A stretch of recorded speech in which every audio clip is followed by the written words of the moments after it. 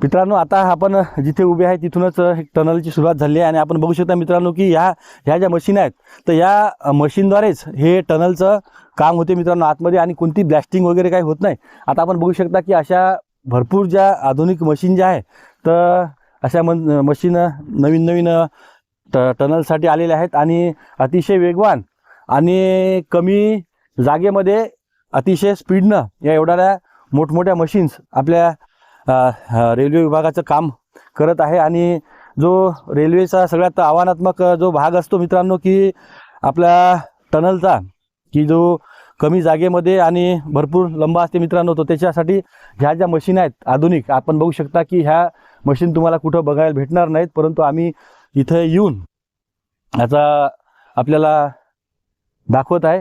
आणि आमचे जर तुम्हाला व्हिडिओ जर आवडले तर आम्हाला नक्कीच तुम्ही फॉलो करा आणि आमचे व्हिडिओ शेअर करा. धन्यवाद.